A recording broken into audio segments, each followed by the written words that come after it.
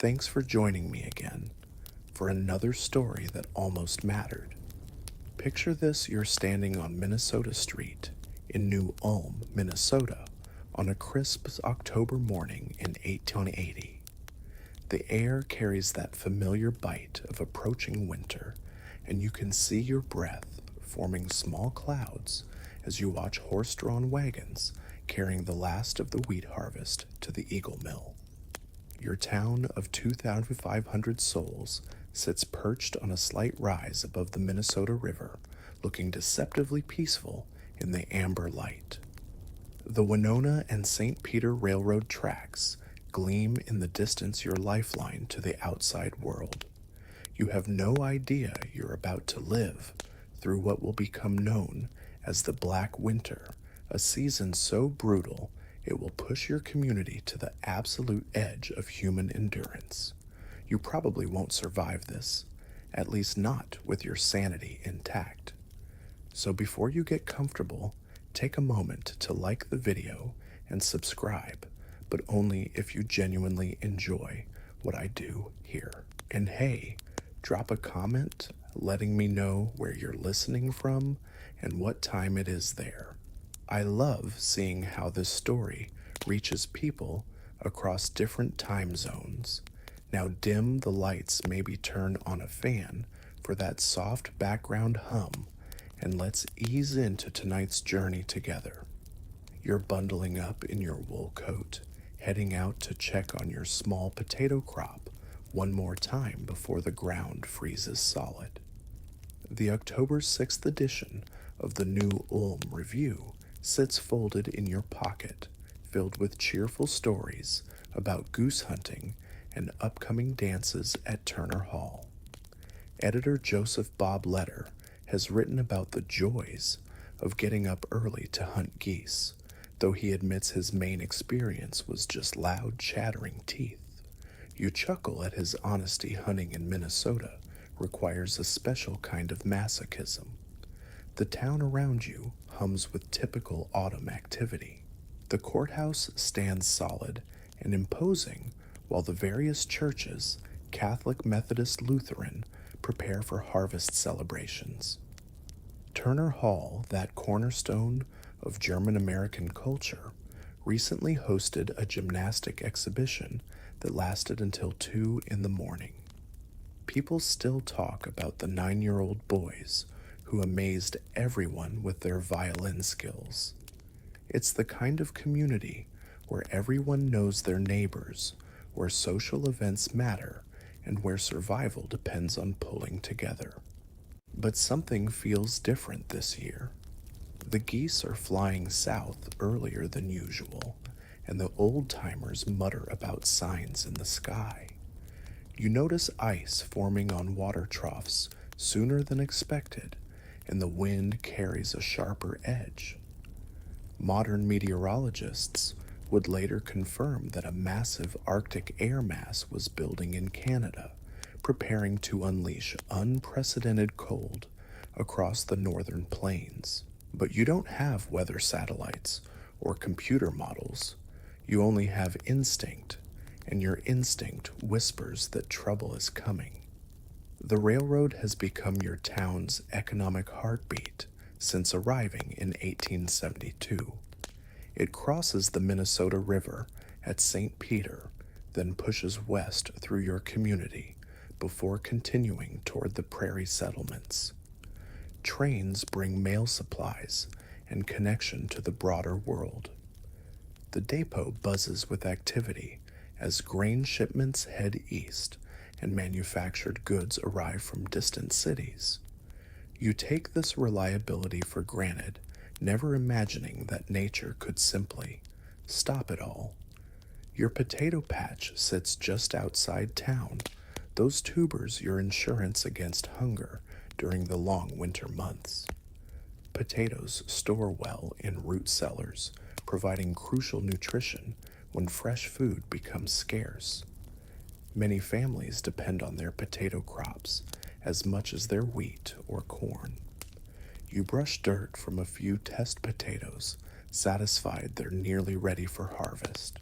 The soil feels loose and workable perfect conditions for digging them up next week.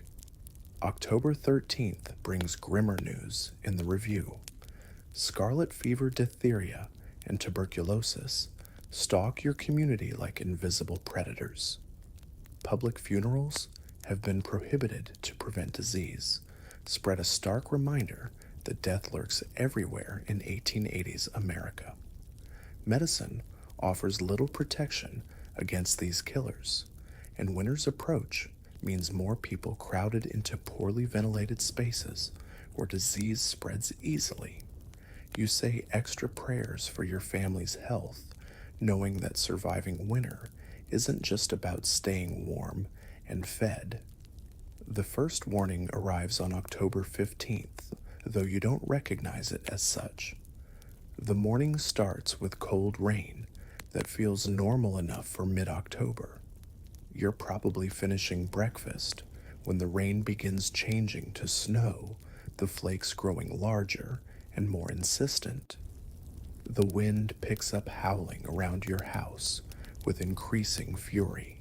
By evening, you're watching a full blizzard rage outside your windows, something unusual but not unprecedented for Minnesota. What makes this storm different is its intensity and duration. For 3 days, the wind screams across the prairie, piling snow into massive drifts. You peer out your window on October 17th to see a transformed landscape.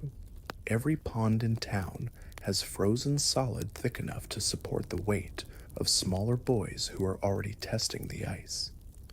The temperature has plummeted so far so fast that your breath fogs indoors near the windows. Then you remember your potatoes. You're trudging through knee-deep snow toward your potato patch, your heart sinking with each step. The storm has passed, leaving behind a crystalline wasteland that sparkles mockingly in the weak October sun.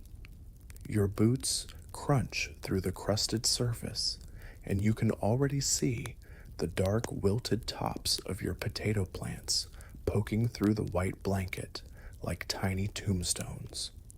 When you finally reach your crop and start digging with numb fingers, your worst fears are confirmed. The potatoes are frozen solid, transformed from life-sustaining food into worthless black mush. You're not alone in this discovery. Across Brown County, farmers are making the same devastating realization. Frozen potatoes can't be stored, can't be eaten, can't be sold. They're basically worthless, as the review will later report, with typical frontier understatement. For many families, this represents months of work and a significant portion of their winter food supply gone in 3 days.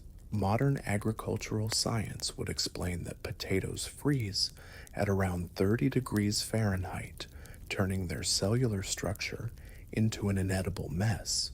But you don't need science to understand the hollow feeling in your stomach. The livestock didn't fare much better. Young cattle caught in the open when the blizzard struck simply froze to death where they stood. You might have lost a few head yourself, or watched helplessly as your neighbor's prize bull succumbed to the cold. These aren't just financial losses, they're harbingers of the hunger that might await your community if this winter continues its brutal trajectory.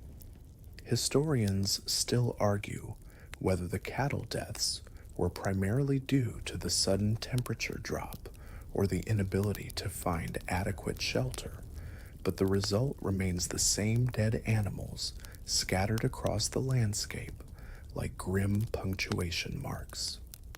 The railroad, your lifeline to the outside world, has already begun showing signs of strain. Snowdrifts, 10 to 12 feet high, block the tracks of the southern Minnesota Railroad, and crews are working frantically to clear the lines. You can hear the distant sound of shovels scraping against rails, punctuated by shouted orders and the occasional whistle of a locomotive trying to push through.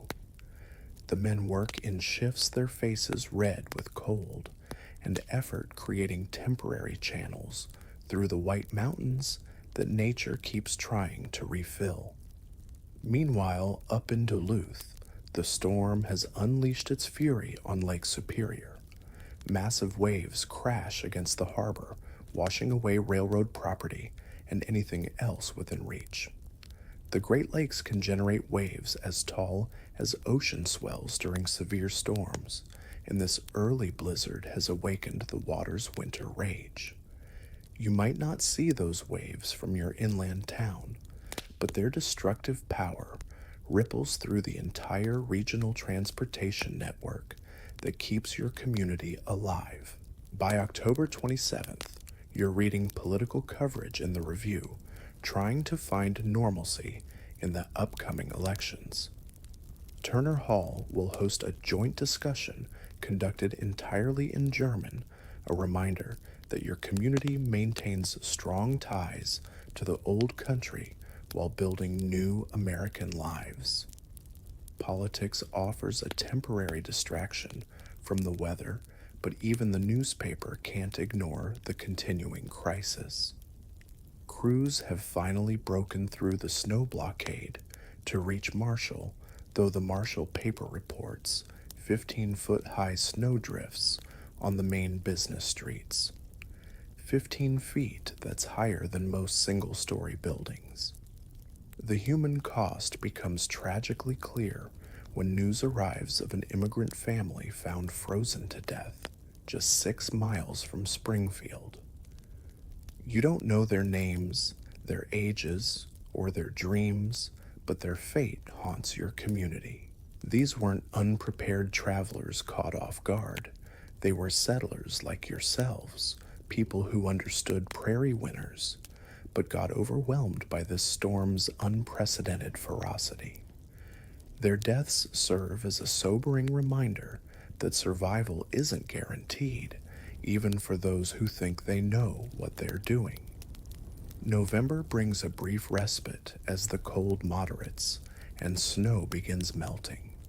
You venture outside, more freely assessing the damage to your property and helping neighbors repair what the storm destroyed.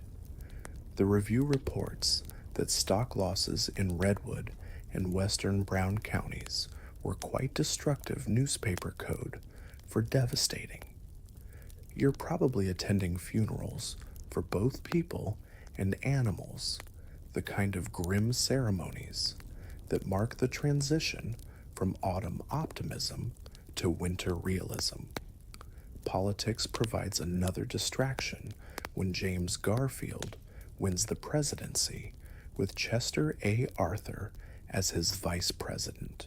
The Republican Party sweeps Brown County's entire ticket, giving your community something to celebrate. You might attend victory gatherings where people temporarily forget about frozen potatoes and dead cattle, focusing instead on the promise of new leadership. All Saints' Day brings crowds of Catholics to town, boosting local merchants who desperately need the business after their own storm-related losses. But even small victories come with warnings.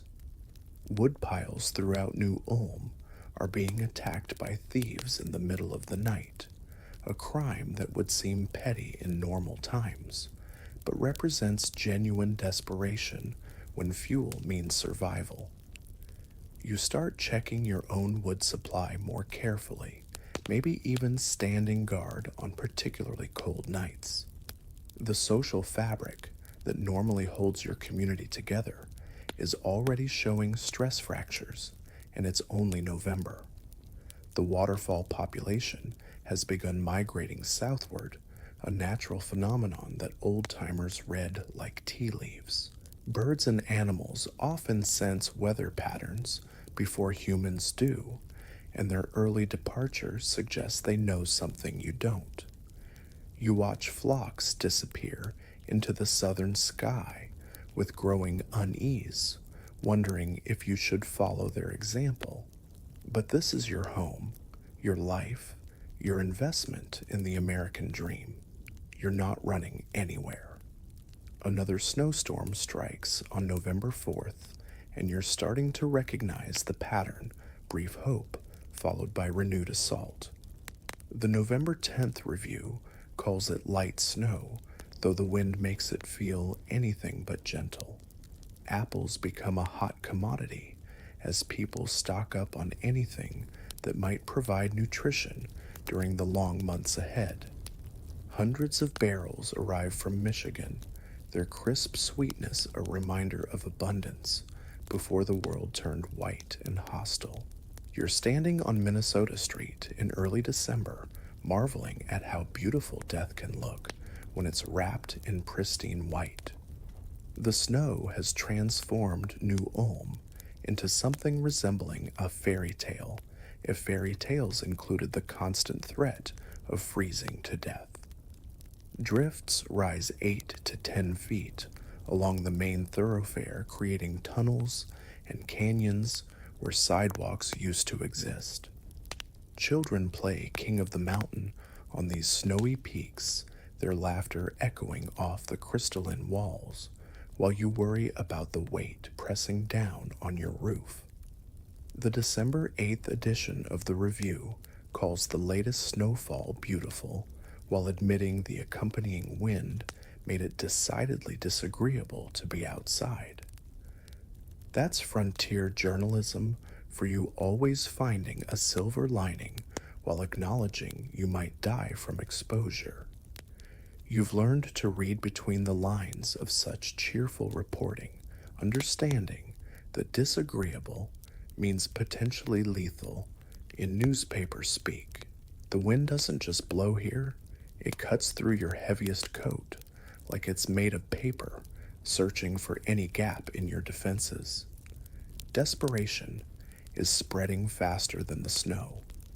Up in Watertown, in what's now South Dakota, residents have begun dismantling a railroad bridge to use as fuel in their stoves. Think about that for a moment. People are literally burning the infrastructure that connects them to the outside world, trading their future mobility for present warmth. It's the kind of decision that makes perfect sense when you're freezing, but seems insane when you're comfortable. You wonder if New Ulm might face similar choices before winter ends. The railroad has become your community's lifeline and its greatest source of frustration. Service grows increasingly irregular as crews struggle to keep tracks clear. At Beaver Falls, trains arrive sporadically, if at all. The December 15th review notes a brief warm spell that allows farmers to venture into town for supplies, but you've learned not to trust these temporary reprieves.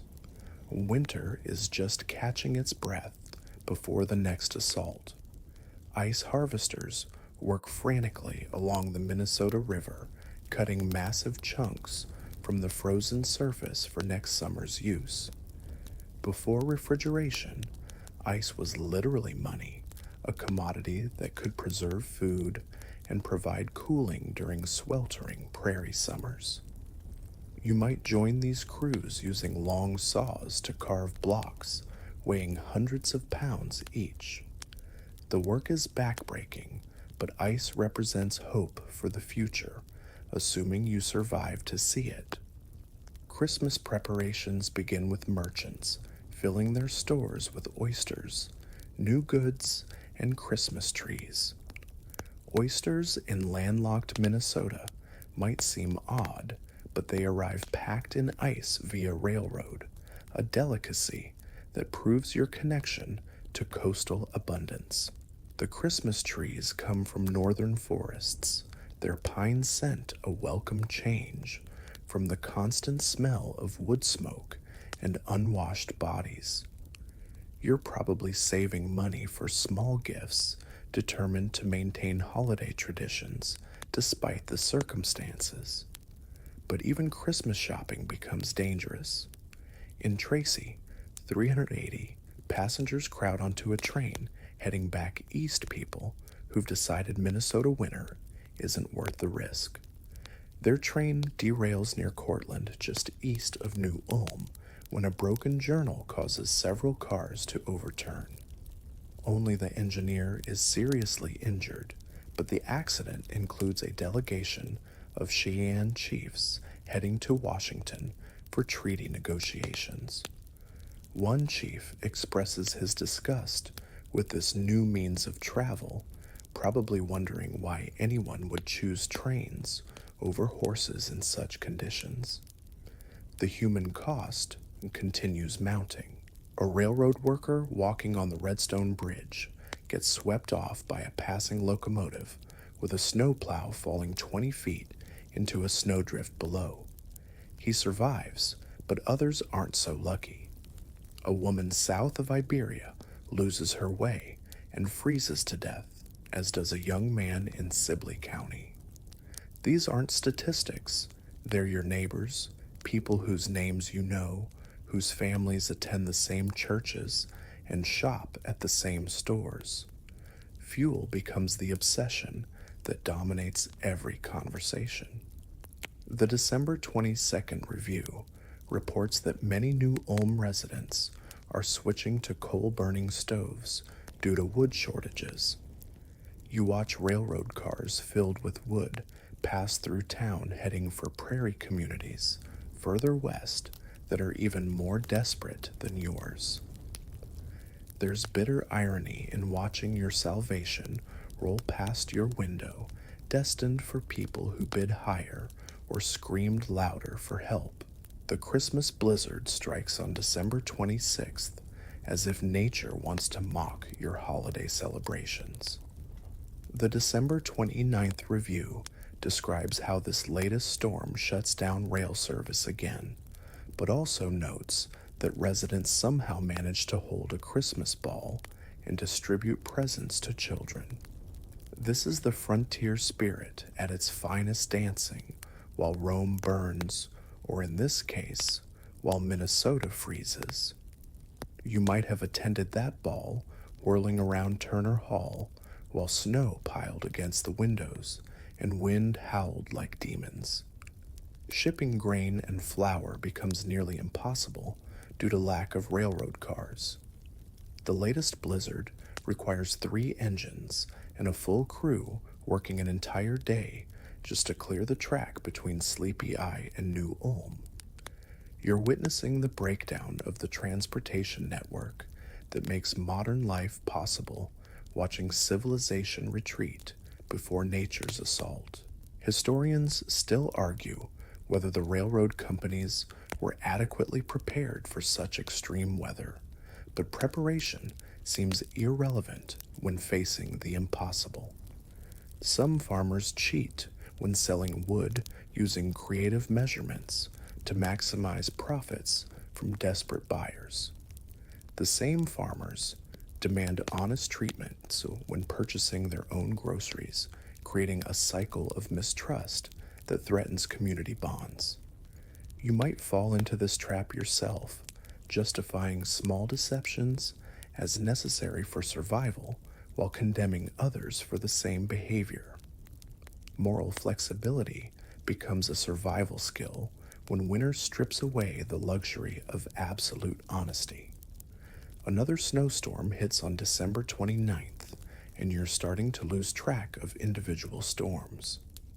They blur together into one continuous assault, punctuated by brief moments of deceptive calm. The January 5th paper reports that the last 2 storms have completely shut down the Winona and St. Peter Railroad west of St. Peter. Your town is effectively cut off from the outside world, trapped in a white prison of its own making. You're standing in Dr. Barry's office in New Ulm, staring at something that perfectly captures the absurdity of your situation. One of his medicine bottles has frozen solid, pushing the cork up about 2 inches above the rim, while somehow keeping the cork perfectly balanced on top of the ice. It's the kind of sight that would be funny if it weren't so terrifying, even indoors, even in a heated building, The cold has penetrated deep enough to freeze liquid medicine. You laugh nervously, but the sound catches in your throat as you realize this means the temperature inside town buildings is hovering dangerously close to freezing. The New Year's balls provide a desperate celebration as 1881 arrives. You attend one of these gatherings at Turner Hall, dancing with neighbors who might not survive to see another new year. The music plays, couples whirl across the floor, and for a few precious hours, you forget about the howling wind outside. When the evening ends and dancers step into the crisp night air, they howl loudly not from joy, but from the shock of air so cold it burns their lungs. Their voices echo off the snow-covered buildings like the cries of wild animals, which in some ways you've all become. When a train finally breaks through to New Ulm, it carries 13 days of accumulated mail. The postmaster and his assistant spend 3 hours sorting and delivering the massive backlog over 2,000 letters and 39 sacks of papers. You eagerly await your own correspondence, hungry for news from the outside world and reassurance that civilization still exists beyond your frozen bubble. Each letter represents a lifeline to sanity proof that somewhere people are living normal lives, unaware of your struggle. The cold proves merciless to machinery as well as humans. Water tanks on locomotives freeze solid, threatening to damage the engines that represent your only hope of rescue. Horse teams are hired to haul coal from Sleepy Eye to Springfield, keeping the steam engines operational through brute animal power. You might volunteer for these expeditions, leading horses through chest-deep snow while carrying bags of coal that weigh more than you do. It's medieval labor applied to industrial age problems, a strange combination that defines frontier life.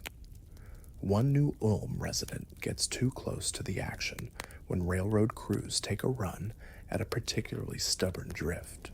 The engine and plow hit with tremendous force, throwing him over a fence and burying him alive in the displaced snow. Men rush to dig him out, shoveling frantically, while he suffocates beneath tons of white powder. When they finally free him, he's heard shouting, "The blockade is open, boys. Goodbye," before stumbling away, probably suffering from oxygen deprivation and shock. It's the kind of near-death experience that becomes a funny story only years later. Fuel shortages reach desperate levels throughout the region.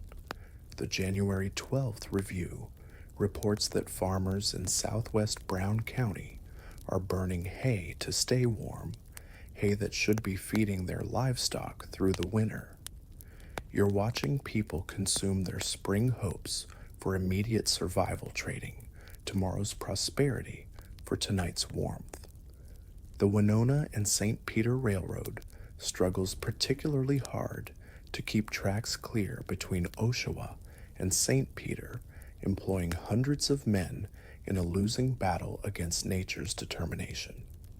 Another blizzard strikes on January 12th and 13th, featuring the kind of whirling northwest winds that drive snow horizontally into every crack and crevice.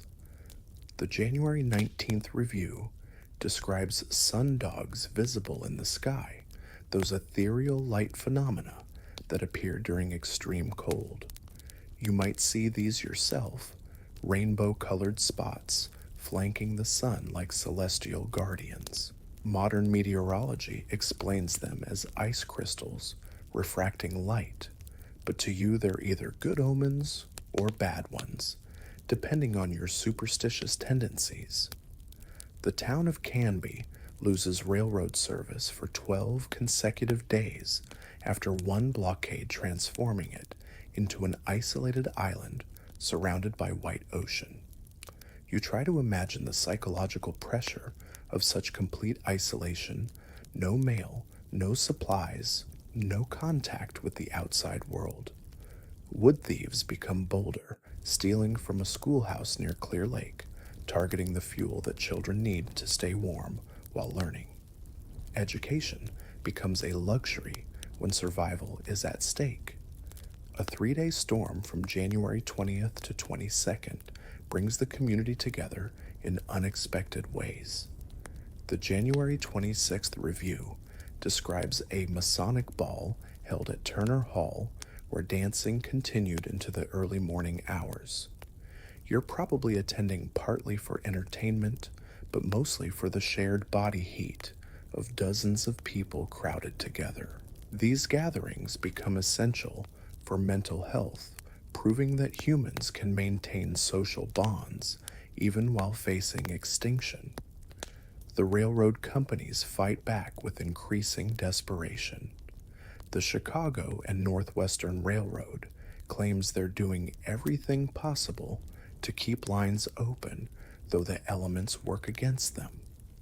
You witness this struggle firsthand when residents of Tracy spend 4 days shoveling snow along the railroad without compensation. It's volunteer labor born from desperation, people working for free, because they understand their survival depends on maintaining transportation links. Food shortages begin affecting areas west of Tracy, where 150 settlers face extreme shortages of both fuel and provisions. One of 15 dressed hogs being shipped to Dakota Territory gets used to keep a locomotive running emergency protein for an emergency situation. The irony isn't lost on you. Food meant for human consumption becomes fuel for machines that might save human lives. Everything becomes negotiable when survival is at stake.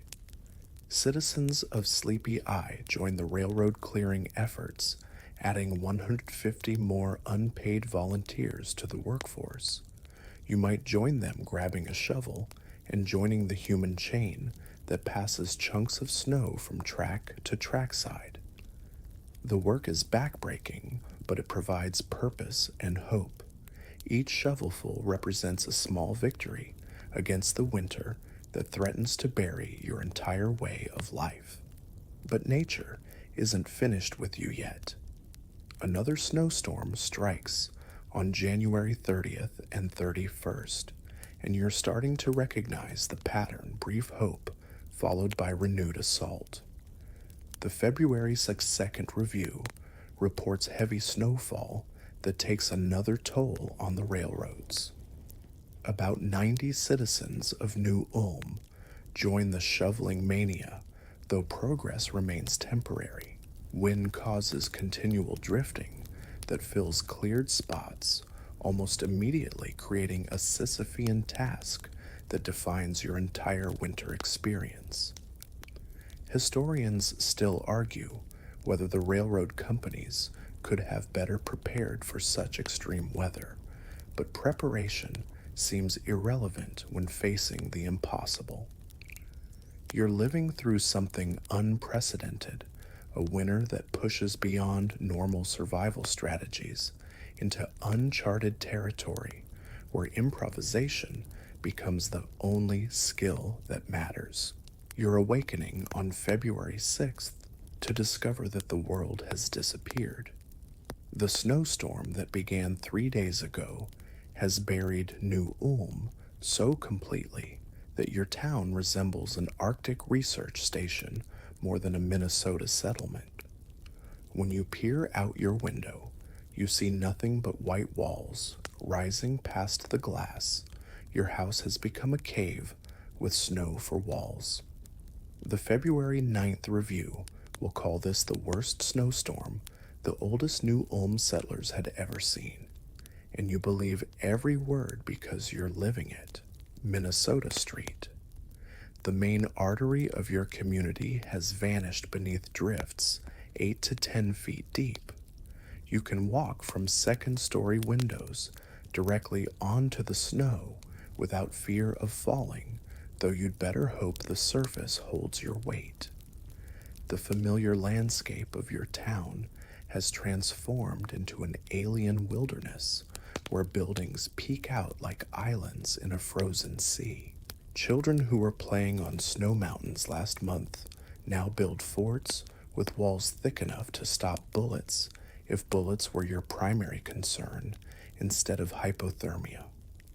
The new Ulm band provides an almost comical example of winter's cruel humor.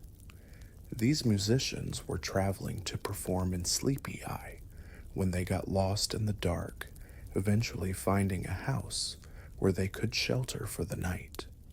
But when the fire began dying and no other fuel could be found, they made the ultimate sacrifice for survival. They burned one of their violins as kindling. You can picture the scene: desperate musicians watching their instrument crackle and pop in the flames, the varnish sending up acrid smoke while providing precious warmth. It's the kind of decision that makes perfect sense in the moment, but will haunt them forever. Schools throughout New Ulm close for the week because walking through snow this deep is simply impossible for children. You watch kids who normally bound through town with endless energy now struggle to move from house to house, their legs disappearing completely into the white powder. Even adults find movement exhausting, requiring rest stops every few dozen yards. The town has become a slow-motion nightmare where every journey requires careful planning and considerable courage. Superintendent Sherburne Sanborn of the Winona and St. Peter Railroad faces his greatest challenge at the Redstone and Cortland cuts. Redstone sits just across the Minnesota River from New Ulm, close enough that you can sometimes hear the crews working their shouts and the scraping of shovels carrying across the frozen water. Cortland, the next station east, presents even greater difficulties.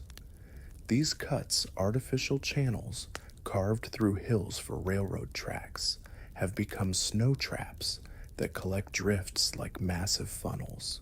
Despite being initially well supplied, some New Ulm stores are running short of essential items like oil, coffee, and sugar. You might find yourself rationing coffee, making it weaker and weaker as supplies dwindle, savoring each bitter sip like liquid gold.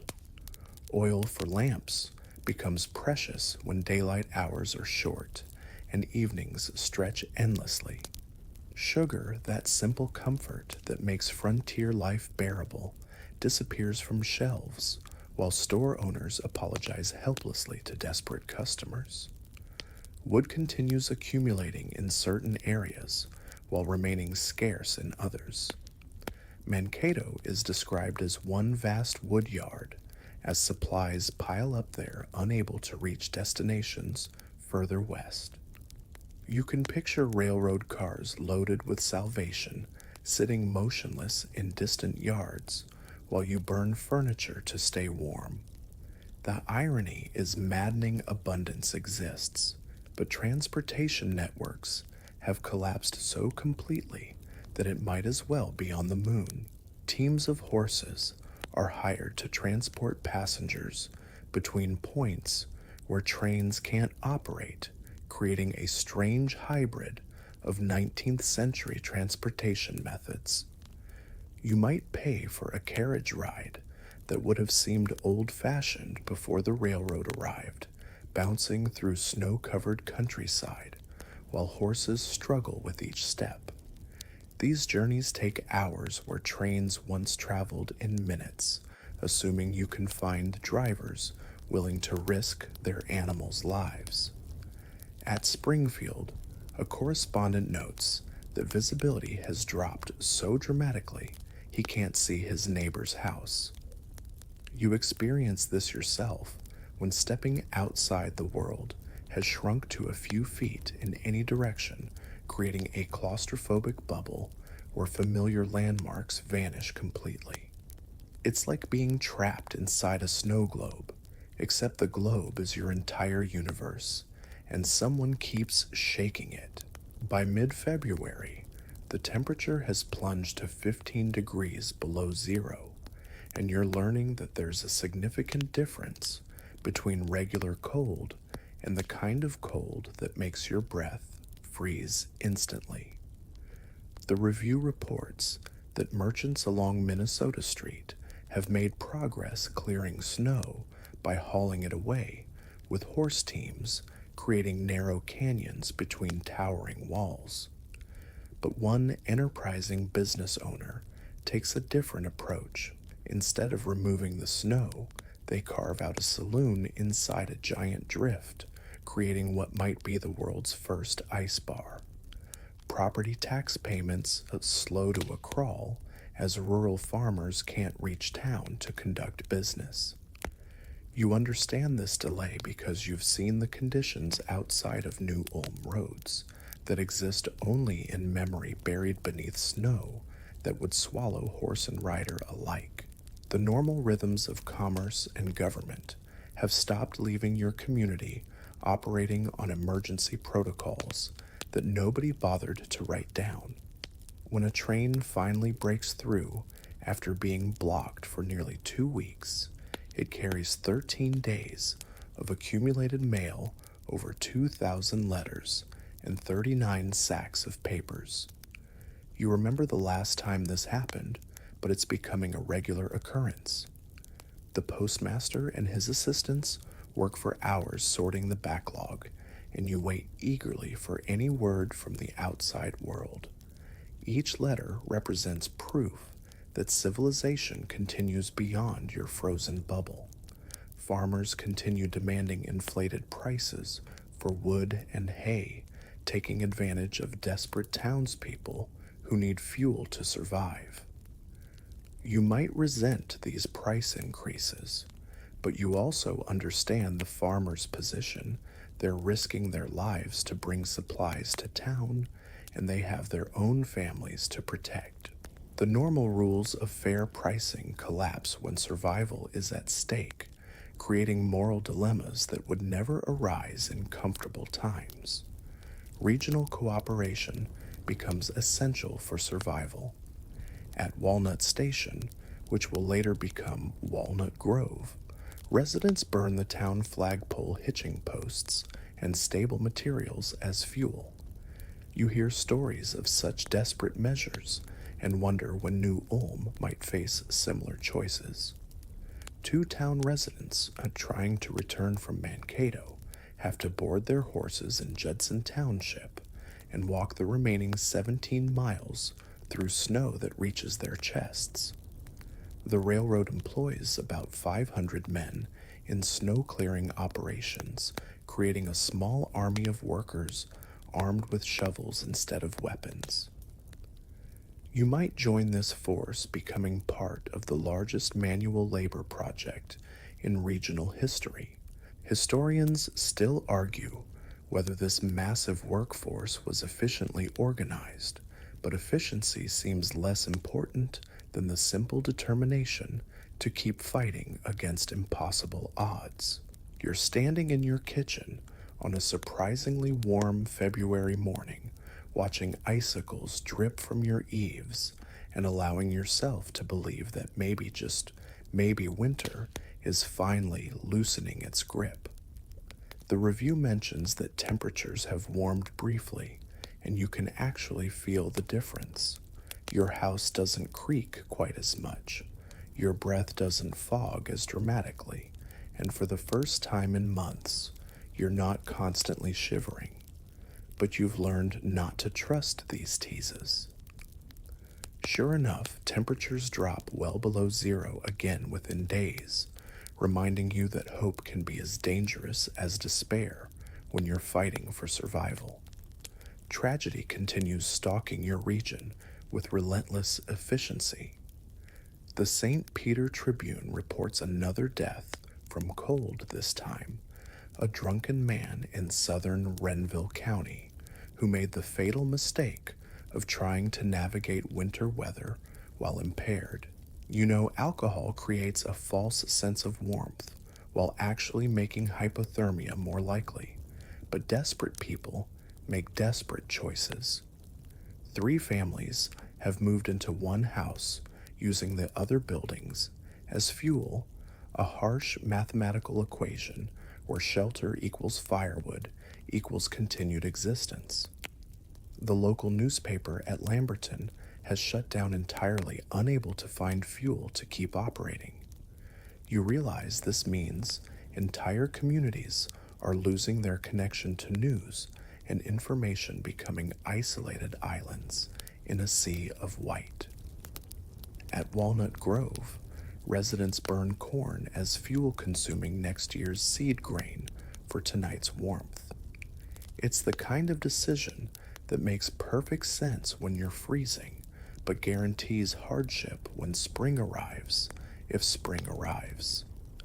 Blockages continue between Sleepy Eye and New Ulm, creating continual headaches for railroad crews who clear the same sections repeatedly. You watch them work, these men who've become heroes simply by showing up with shovels every day.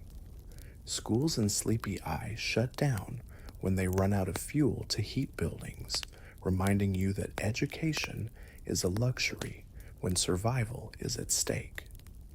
Children who should be learning arithmetic are instead learning how to split kindling and bank fires for maximum efficiency. At Fort Ridgely, neighbors band together in survival groups, sharing wood and food while organizing entertainment to prevent madness. You appreciate this model of cooperation, understanding that mental health is as important as physical survival. People hold dances, play card games, read books aloud, and drink beer together, anything to maintain human connection in inhuman conditions. These gatherings become essential therapy sessions disguised as social events. March arrives with false promises of spring, but you're no longer fooled by calendar dates. 2 additional snowstorms strike on March 11th to the 12th and March 14th, 15th, piling snow into huge drifts that make previous storms look gentle. The March 16th newspaper says the weather had been beautiful between storms, but these brief respites only make the renewed assaults more psychologically devastating. You're learning that hope can be weaponized by weather. The Winona paper carries an incredible story about a man who walked 140 miles along railroad tracks before finding a connecting train to carry him the rest of the way. You try to imagine the desperation that would drive someone to attempt such a journey, walking day after day through snow-covered wilderness with only railroad ties for guidance. It's the kind of heroic insanity that frontier life occasionally demands, where the line between bravery and stupidity becomes meaningless. Horse teams can't make it through to New Ulm from Cortland, demonstrating how completely transportation networks have collapsed. You're effectively living on an island now surrounded by white ocean that's impassable to normal travel. Walking along railroad tracks becomes a common navigation method, though it's dangerous. A young woman near Kasota is killed by an express train that couldn't see her in the swirling snow. The tracks that represent salvation also bring death to those who use them carelessly. A windstorm on March 19th slams the railroads again, and you're starting to recognize that wind might be more dangerous than snow. The March 23rd review reports that the worst problems remain between New Ulm and Sleepy Eye, that same stretch that's been causing trouble for months. Wind doesn't just blow snow around, it transforms it into a weapon, creating whiteout conditions that make travel impossible and drift patterns that change hourly. Around the region, small victories provide hope. The first train finally pushes through to Bird Island on March 14th, the first successful run since January 25th. You celebrate this achievement, even though it doesn't directly help New Ulm, understanding that each breakthrough represents progress against the winter that's held your entire region hostage. The Sioux City Railroad opens their line to St. James on March 17th, slowly rebuilding the transportation network that makes civilization possible. The St. James newspaper addresses rumors that farmers in their area are burning farm implements as fuel, declaring such reports untrue. You're not sure whether to believe this denial, having seen so many desperate measures that burning plows and harrows wouldn't surprise you. The parent company of the Winona and St. Peter Railroad, the Chicago and Northwestern Railway, claims winter blockades have cost them around $300,000, a staggering sum that represents the price of fighting nature's assault. Tragedy strikes near Mankato when a passenger train runs into a handcar, killing a railroad worker who was apparently paralyzed with fear. You understand this paralysis, having experienced it yourself when facing the overwhelming power of winter storms. Sometimes the human mind simply shuts down when confronted with forces beyond comprehension, leaving people standing motionless in the face of approaching disaster. The final March issue of the review carries a few positive notes that feel like distant music after months of funeral dirges. Enough snow has melted that wagons can be used instead of sleighs, though you're cautious about celebrating such small improvements. Wild geese have been spotted flying over town, providing the first genuine sign of spring that you've seen in months. These birds represent hope, made manifest proof that the world beyond your frozen bubble still follows natural cycles. Native Americans warn settlers that a huge flood is coming along the Minnesota River, demonstrating the indigenous knowledge that white settlers often ignore to their peril. You take this warning seriously, understanding that spring's arrival will bring new dangers.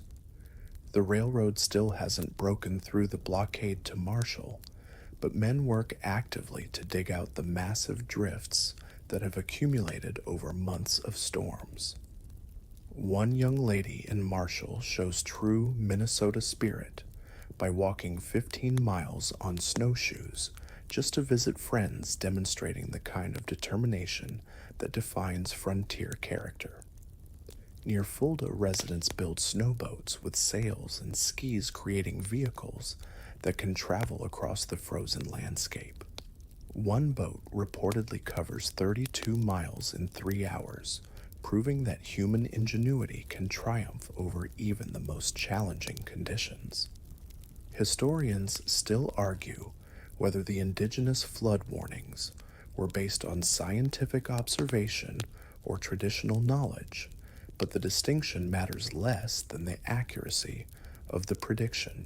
You're about to discover that surviving winter was only the first challenge. Spring will bring its own set of potentially deadly problems. You're standing on Minnesota Street in early April, watching men attack the snow with pickaxes like they're breaking up concrete. The overnight melting and refreezing has created a surface so hard that regular shovels bounce off harmlessly, forcing workers to use mining tools to chip away at winter's final defenses. The irony isn't lost on you. After months of soft drifting snow, the last remnants have become harder than frozen ground, requiring the same tools you'd use to dig a foundation or break apart stone. The calendar says spring, but winter refuses to surrender. Another snowstorm hits on April 10th and 11th, and you're beginning to wonder if this nightmare will ever end. The April 13th newspaper calls it a reminder that it was still winter, as if anyone needed reminding while standing in fresh snow that covers their boots. The thawing process has made country roads nearly impassable, creating a muddy quagmire beneath the white surface that can swallow wagon wheels and horse hooves without warning.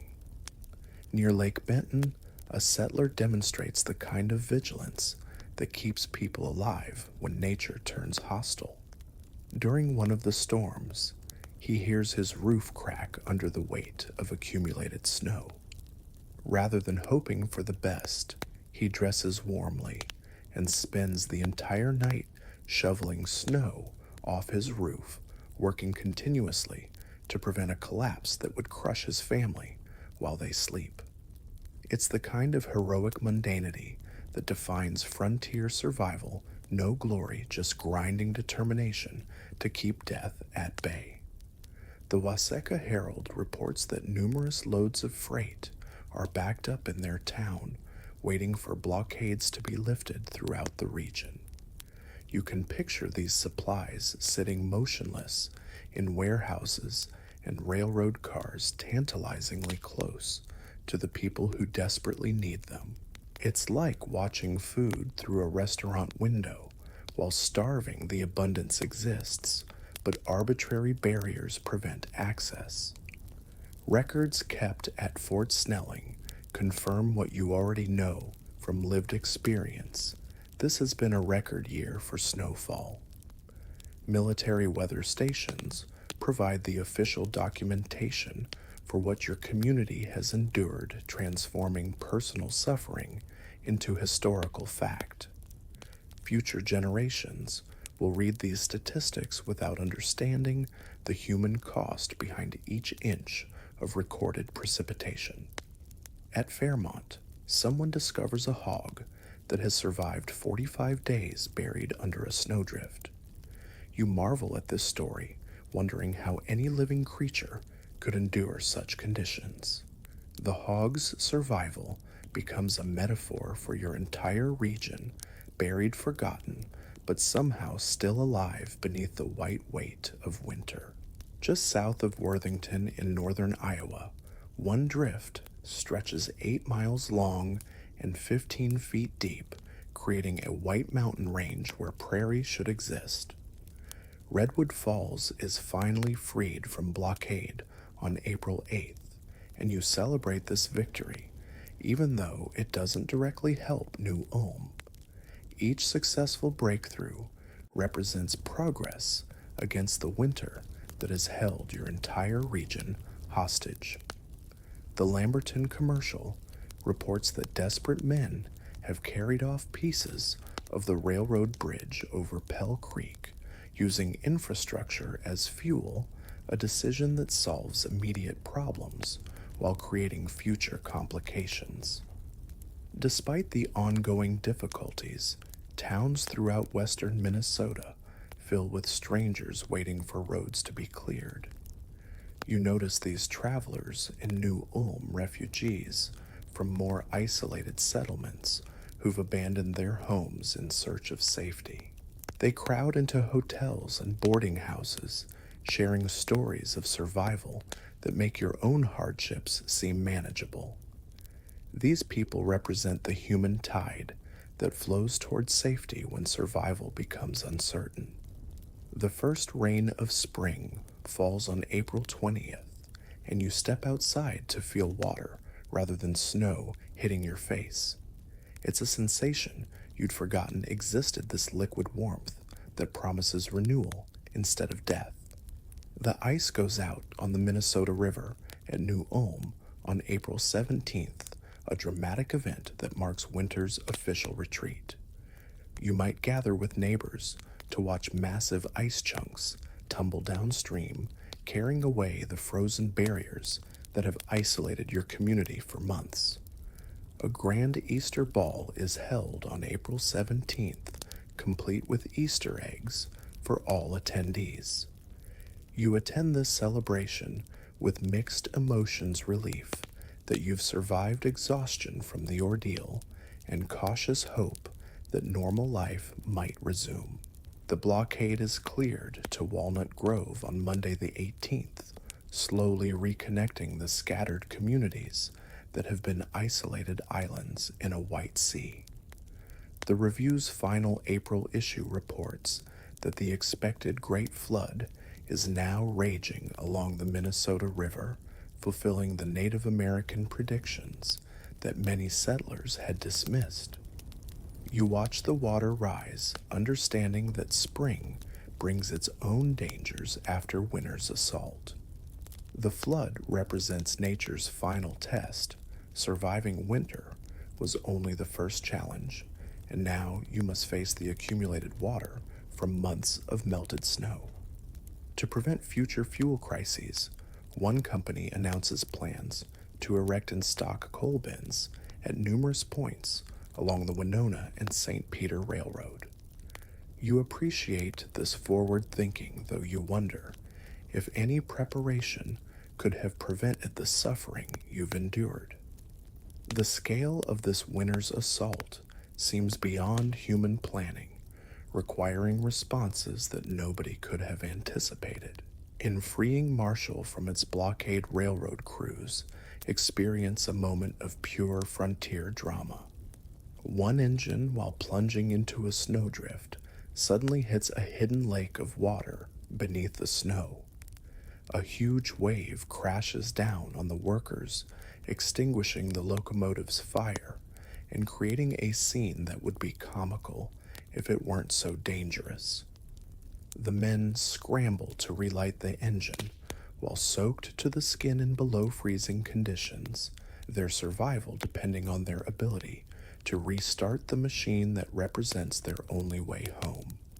You reflect on the lessons learned during these months of trial. Community cooperation has proven essential: neighbors sharing resources, strangers helping strangers, and entire towns working together to maintain transportation links.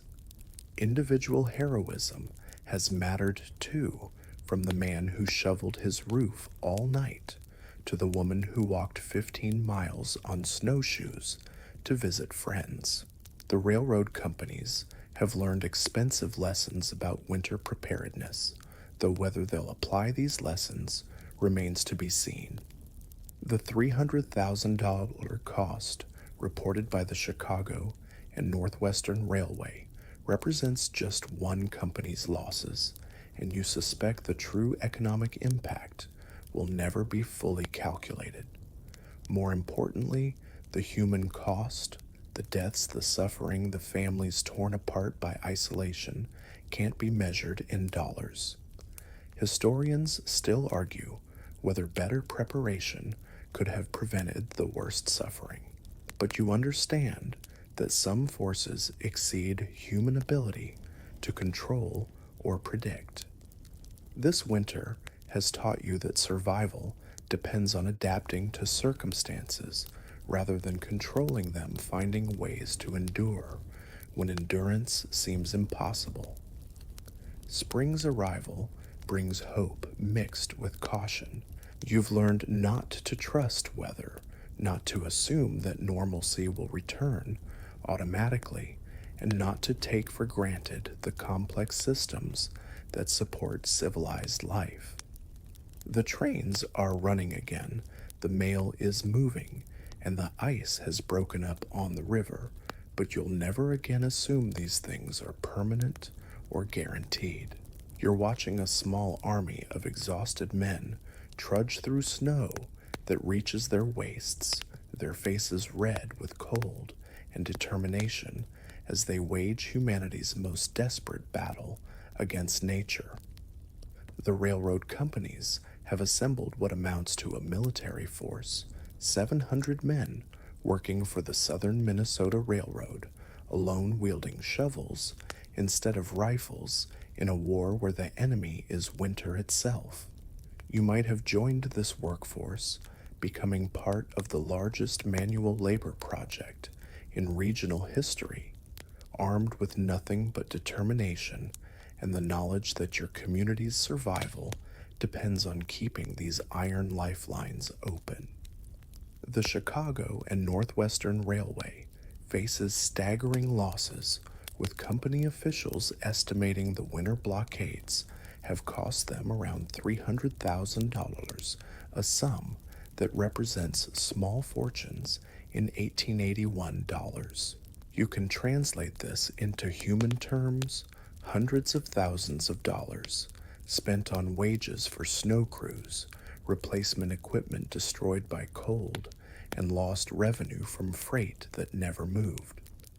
But the true cost isn't measured in money. It's counted in the lives disrupted, the communities isolated, and the faith shaken in the transportation systems that promise to connect the frontier to civilization. Superintendent Sherburne Sanborn of the Winona and St. Peter Railroad has become something of a folk hero in your region, leading crews through impossible conditions with the kind of determination that frontier legends are built upon. You've probably seen him or his men working the cuts at Redstone and Cortland, their breath creating clouds of steam as they attack snowdrifts that seem to rebuild themselves overnight. These men work in shifts around the clock, understanding that stopping means allowing winter to reclaim ground that cost days of backbreaking labor to gain. The Southern Minnesota Railroad claims that only 2 points along their entire route remain unblockaded: 2 bridges over rivers where the flowing water prevents snow from accumulating. You can picture these bridges as islands of hope in a sea of white, the only places where trains can pass without human intervention. Everything else requires constant maintenance, continuous vigilance, and the kind of heroic mundanity that defines frontier survival. At various points along the railroad lines, you witness scenes that would be comical if they weren't so desperate. Near Mankato, a locomotive plunges into a snowdrift and hits a hidden lake beneath the snow, sending a massive wave of water crashing down on the work crew. The water extinguishes the engine's fire, creating a scenario where soaked men must restart a locomotive in sub-zero conditions while their clothes freeze on their bodies. It's the kind of challenge that would defeat most people, but these railroad workers have learned to treat the impossible as merely difficult. The human cost of keeping trains running becomes tragically clear when a passenger train hits a handcar near Mankato, killing a railroad worker who was apparently paralyzed with fear. You understand this paralysis. There's something about the approaching mass of a locomotive that can freeze a person's ability to move, especially when exhaustion and cold have already compromised judgment. The man's death represents the price paid by individuals to maintain the transportation networks that keep communities alive. 3 engines and a full crew work an entire day just to clear the track between Sleepy Eye and New Ulm, a distance that normally takes less than an hour to traverse. You watch this operation, if you're lucky enough to be nearby, seeing how mechanical power combines with human determination to punch through barriers that seem insurmountable. The engines work in sequence, with the first breaking through the hardest drifts, the second widening the path, and the third clearing remaining obstacles. Horse teams play a crucial role in railroad operations, hauling coal from Sleepy Eye to Springfield to keep engines alive when water tanks freeze and threaten to damage the locomotives. You might participate in these expeditions, leading horses through snow that reaches their chests while carrying fuel that weighs more than you do. It's medieval labor applied to industrial age problems, demonstrating how technological advancement means nothing when nature decides to reassert its dominance. The scale of the railroad company's response demonstrates how seriously they take this crisis. 500 men working for one company, 700 for another, These numbers represent massive investments in manual labor when mechanical solutions fail. You're witnessing the largest coordinated work project in regional history, surpassing anything attempted during the railroad's original construction. The companies are essentially rebuilding their infrastructure daily, fighting a war of attrition against an enemy that never sleeps. Communication between railroad crews becomes essential for coordinating efforts across hundreds of miles of blocked track. Telegraph lines, when they work, carry messages about conditions at various points, allowing supervisors to direct resources where they're most needed. You might overhear fragments of these communications, terse reports about drift depths, crew locations, and equipment needs that sound like military dispatches from an active battlefield. The railroad workers developed specialized techniques for snow removal that would impress modern engineers. They learned to read snow conditions, understanding which drifts will compact under pressure and which will collapse when attacked from specific angles. Experienced crews can examine a blockade and predict how long it will take to clear what equipment they'll need and how many men should be assigned to the task. Supply lines become as important as the main railroad tracks, with crews requiring food fuel and replacement tools delivered to remote locations. You observe supply trains pushing through cleared sections to reach work camps, carrying everything from hot meals to fresh shovels for men whose equipment has broken under the strain. These supply operations require their own planning and coordination, creating a logistical network that rivals military campaigns. The psychological pressure on railroad workers must be enormous, knowing that entire communities depend on their success. You see this stress in their faces, the grim determination, the exhaustion that goes beyond physical tiredness, the weight of responsibility for keeping civilization connected. These men have become heroes by necessity, ordinary workers transformed into lifelines for isolated communities. Weather prediction becomes crucial for railroad operations, though in 1881 it's more art than science. Experienced crews learn to read sky conditions, wind patterns, and temperature changes that might indicate approaching storms. You might develop similar skills yourself, understanding that survival depends on anticipating nature's next move rather than simply reacting to current conditions.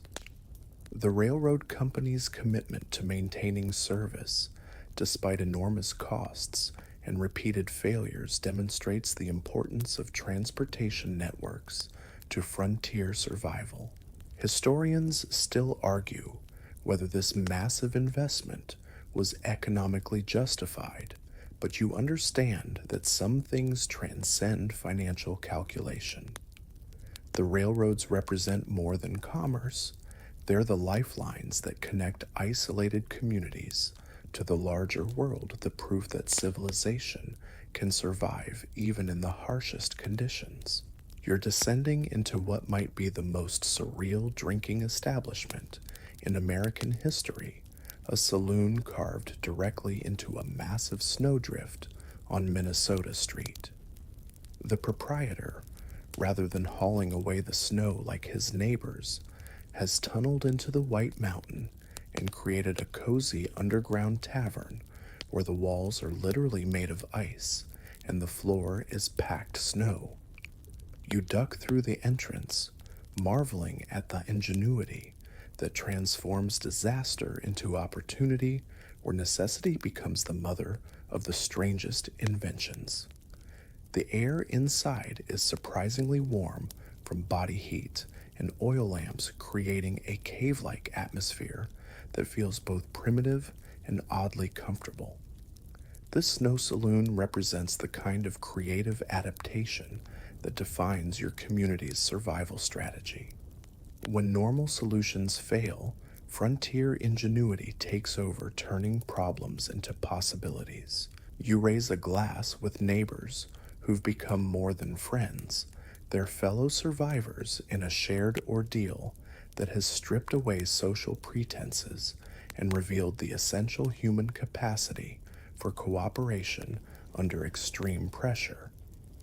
The nightly dances at Turner Hall have evolved from entertainment into essential therapy sessions disguised as social gatherings.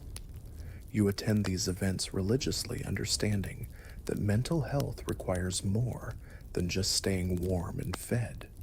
The music plays, couples whirl across the floor, and for precious hours you forget about the howling wind outside. These dances provide the social connection that keeps people sane when isolation threatens to drive them mad, proof that humans need beauty and joy, even when, especially when survival is uncertain. Community resource sharing has become an art form that would impress modern social workers. You've participated in informal networks where neighbors monitor each other's fuel supplies, share food when someone runs short, and organize group activities that conserve resources while maintaining morale. At Fort Ridgely, residents have formalized this cooperation, banding together to ensure everyone has access to wood and food while organizing entertainment to prevent the psychological breakdown that isolation can cause. The children of New Ulm have adapted to their transformed world with the resilience that young people often display in crisis situations.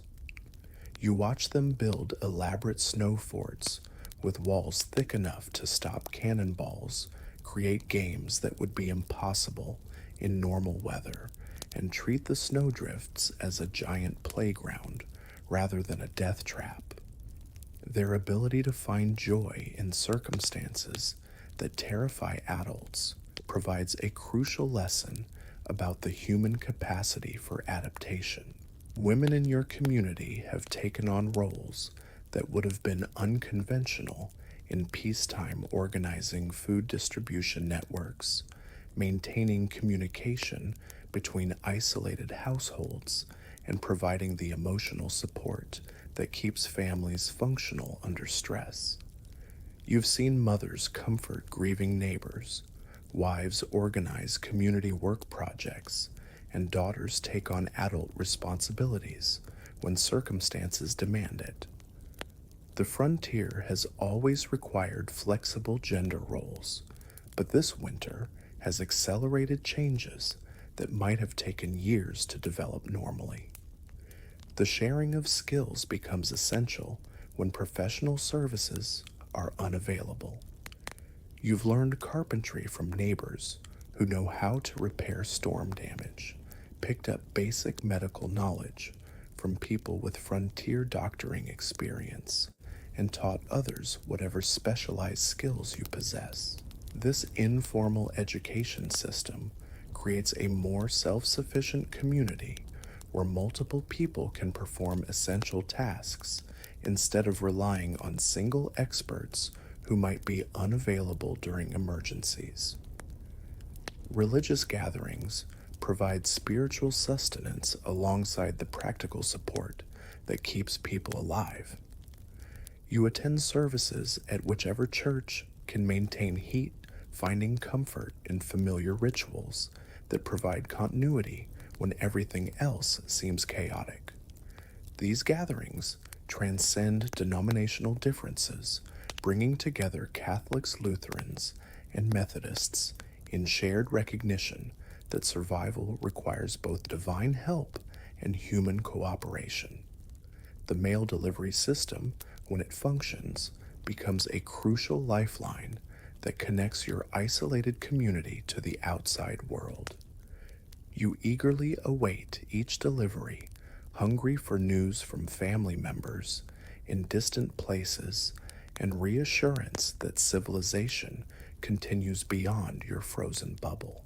Letters become precious commodities, read and reread until the paper wears thin, providing psychological sustenance that's as important as physical food.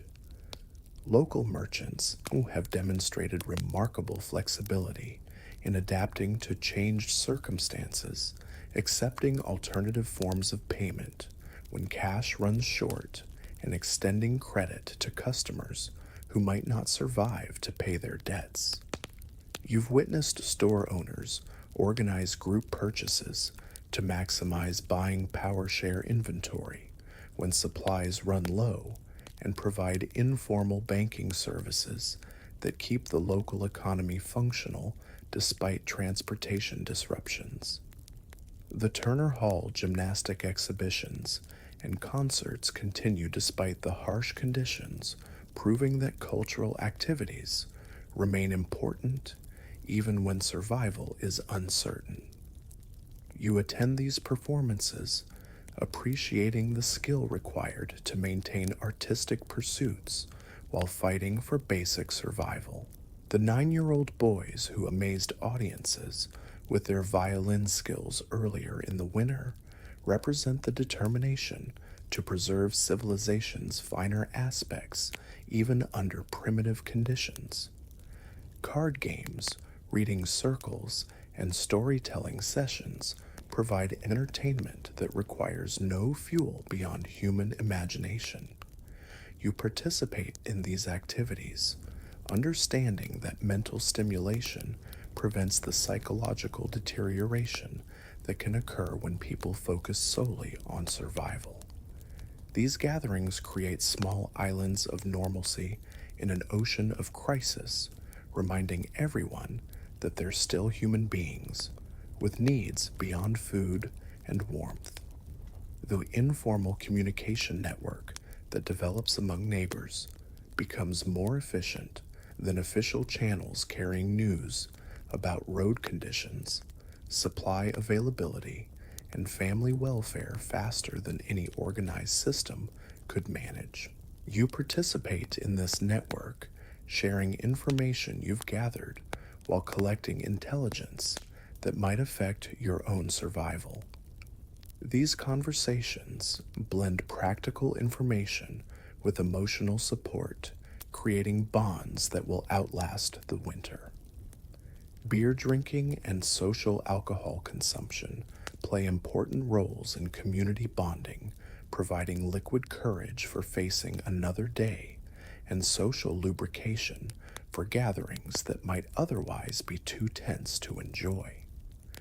You've learned to appreciate these moments of artificial cheer, understanding that sometimes morale requires chemical assistance when natural optimism fails under extreme pressure. The community's ability to maintain humor despite desperate circumstances demonstrates the psychological resilience that keeps people functional under stress. You share jokes about the absurdity of your situation, laugh at the irony of burning violins for warmth, and find amusement in the creative solutions that desperation inspires. This humor isn't denial, it's a coping mechanism that prevents despair from overwhelming the determination needed for survival. Historians still argue whether these community survival strategies developed spontaneously or built upon existing social structures, but you understand that the distinction matters less than the effectiveness. Your town has created an informal social safety net that catches people when formal systems fail, proving that human cooperation can triumph over circumstances that would destroy individuals operating alone. You're standing on the banks of the Minnesota River on April 17th, watching massive ice chunks tumble downstream like nature's own parade celebrating winter's defeat. The ice breakup creates a thunderous roar that echoes off the snow-covered banks, a sound that represents freedom after months of frozen imprisonment. Each grinding collision between ice blocks sounds like applause, nature congratulating itself on surviving another epic battle between seasons. The water runs brown with melted snow and spring runoff, carrying away the last physical remnants of the winter that nearly killed your community. The Great Flood predicted by Native Americans has arrived exactly as they warned, demonstrating the wisdom that white settlers often ignored to their peril. You watch the water rise steadily, understanding that spring brings its own dangers after winter's assault. The accumulated snow from months of blizzards is now melting faster than the ground can absorb it, creating a liquid avalanche that threatens to wash away bridges, buildings, and the railroad tracks that represent your lifeline to civilization. It's ironic that water, which you've craved during the dry months of winter, now arrives in quantities that could destroy everything you fought to preserve. The Easter Ball, held on April 17th, provides a celebration that feels both triumphant and tentative, like survivors emerging from a bomb shelter, unsure if the world outside is safe. You attend this gathering with mixed emotions, relief that you've survived exhaustion from the ordeal, and cautious hope that normal life might resume. The Easter eggs distributed to all attendees represent new beginnings, though you've learned not to trust promises of renewal too quickly. The decorations and music feel almost surreal after months of focusing solely on survival, as if someone has suddenly announced that it's acceptable to think about beauty again. Wild geese, flying overhead, provide the first genuine sign of spring that you've witnessed in months. You stand in your yard watching these birds follow their ancient migration patterns and feel something loosening in your chest, not quite hope, but the possibility of hope. These geese represent the natural order, reasserting itself, proof that the world beyond your frozen bubble still follows predictable cycles. Their calls echo across the melting landscape, like messengers announcing that the siege has finally ended. The blockade to Walnut Grove is cleared on Monday, April 18th, slowly reconnecting the scattered communities that have existed as isolated islands in a white sea. You celebrate this achievement, even though it doesn't directly help New Ulm, understanding that each successful breakthrough represents progress against the winter that held your entire region hostage. The railroad network is rebuilding itself, link by link, restoring the transportation system that makes civilization possible on the frontier. Wagons appear on the streets for the first time in months, their wheels creating familiar ruts in mud instead of sliding silently through snow. You hear the creaking of leather harnesses and the clip-clop of horses' hooves on partially cleared roads, sounds that seemed extinct during the worst of winter. These ordinary noises of commerce and transportation feel like music after months of hearing only wind and the scraping of snow shovels. The coal bins promised by railroad companies begin appearing at stations throughout the region, representing lessons learned from this winter's crisis. You watch workers construct these storage facilities, understanding that they're building insurance against future disasters. The companies are spending money now to prevent the much larger costs of complete transportation breakdown, though you wonder if any preparation could have prevented the suffering your community endured. The final April issue of the review reports that the expected Great Flood is now raging, fulfilling indigenous predictions that many settlers had dismissed as superstition. You watch the Minnesota River rise to levels that threaten the lower parts of town, understanding that nature's challenges don't end with winter's retreat. The flood represents both destruction and renewal, washing away the debris of winter while providing the moisture that will green the prairie in coming weeks. Railroad service slowly returns to normal schedules, though you've learned not to take such reliability for granted. The first regular train arrivals in weeks bring cheers from gathered crowds who understand that these locomotives represent more than transportation. They're proof that the outside world still exists and that New Ulm remains connected to it. The mail backlog that accompanies these trains provides a final reminder of how completely your community was cut off from normal communication. Property values and economic activity begin recovering as people venture out to assess winter's damage and plan for spring planting. You survey your own property, cataloging what survived and what needs replacement, calculating costs that will strain budgets already depleted by months of emergency expenses. The economic recovery will take years, but the psychological recovery begins immediately as people shift from survival mode to planning mode. The stories emerging from other communities reveal that New Ulm's experience, while severe, was part of a regional disaster that affected thousands of square miles. You hear tales of entire towns, abandoned families who walked hundreds of miles seeking safety, and communities that resorted to burning their own buildings for fuel. These accounts provide perspective on your own suffering while creating bonds with other survivors who share similar experiences.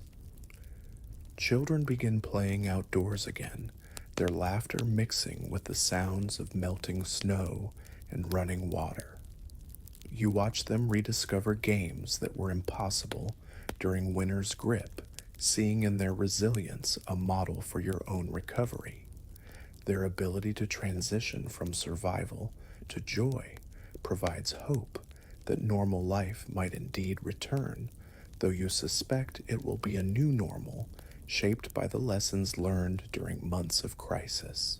The temperature rises consistently enough that you can work outside without gloves, feeling sun on your face that provides warmth instead of the cruel illusion of heat that characterized winter's brief, sunny periods. You spend more time outdoors, reacquainting yourself with the landscape that snow had hidden for months. The familiar landmarks of your town emerge from their white shrouds, like old friends returning from a long journey. As spring establishes itself more firmly, you begin planning for the future while carrying the lessons learned during winter's assault. You'll never again assume that transportation systems are permanent, that fuel supplies are guaranteed, or that communities can survive without cooperation and mutual aid.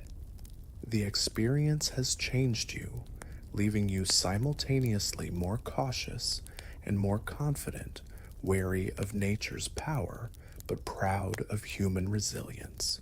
The winter of 1880-1881 becomes a defining moment in your community's history, a shared experience that bonds neighbors together and establishes new standards for preparedness and cooperation. You survived something that seemed impossible, proving that human determination can triumph over circumstances that would destroy individuals operating alone. The story will be told and retold, becoming part of the frontier mythology that explains how civilization established itself in places where nature seemed determined to prevent it. The last of the snow finally melts away in early May, revealing a landscape that looks both familiar and foreign after months of burial. You walk through New Ulm's streets, seeing your town as if for the first time, appreciating the simple miracle of being able to move freely without fighting through drifts or calculating the risk of exposure. The Minnesota River runs clear and strong, carrying away the final evidence of winter's assault while providing the life-giving water that will nurture summer's growth. Your community has survived the impossible, emerging stronger and more connected than before, bound together by shared suffering and mutual aid that proved more powerful than winter's worst fury. The trains run regularly now. Children play in green fields, and the ordinary rhythms of frontier life have resumed, though you'll never again take such normalcy for granted. You've learned that survival depends not just on individual strength, but on the bonds that tie communities together, the willingness to share resources and hope, even when both seem inadequate.